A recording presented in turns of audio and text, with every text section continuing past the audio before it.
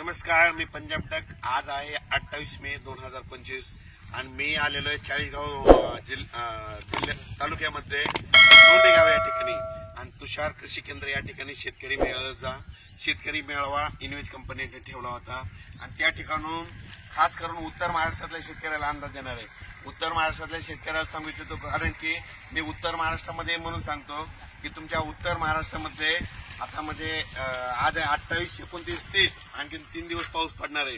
त्याच्यानंतर 31 मे पासून ते 5 जून पर्यंत हवामान कोरडं राहणार आहे, सूर्यदर्शन होणार आहे म्हणून हा अंदाज लक्षात येतो। माझी तुम्हाला विनंती, तुम्ही काय करा, 31 मे ते 5 जून पर्यंत तुम्ही शेतीचे काम आटपून घ्या, कापसाची लागवडी करायची करून घ्या।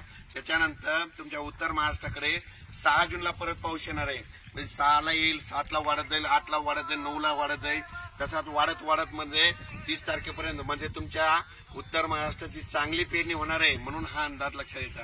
पण आता राज्यातल्या सर्व शेतकऱ्याला सांगू इच्छितो, हा अंदाज मध्ये चाळीसगाव तालुक्यातून लोंढेगाव या ठिकाणी देत आहे। तर या ठिकाणून राज्यातल्या शेतकऱ्याला सांगतो, तुम्ही काय करा, आणखीन आपल्या राज्यामध्ये महाराष्ट्रामध्ये पूर्व विदर्भ, पश्चिम विदर्भ, दक्षिण महाराष्ट्र, उत्तर महाराष्ट्र, कोकणपट्टी, खानदेश, मराठवाडा जवळपास 30 मे पर्यंत भाग बदलत दररोज पाऊस पडणार आहे, मुसळधार, कुठं वावणे, कुठं रिमझिम। त्याच्यानंतर 31 मे ला लगेच वारं सुटणार आहे। 31 मे पासून ते 5 जून 6 जून पर्यंत ऊन पडणार आहे, सूर्यदर्शन करणार आहे म्हणून हा अंदाज लक्षात येतो। माझी सगळ्याला विनंती, जमिनीमध्ये 1 फूट ओल आहे, जर पेरणी करायला काही हरकत नाही।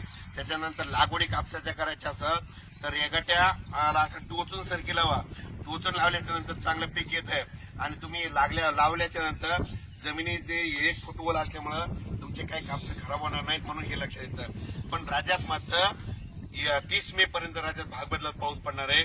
त्याच्यानंतर राज्यातला संपूर्ण पाऊस 1 जूनला मात्र सगळीकडे सूर्यदर्शन होणार आहे म्हणून हा अंदाज लक्षात घ्यायचा। अचानक वातावरणात बदल झाला, लगेच उद्या एक मेसेज दिला जाईल। धन्यवाद।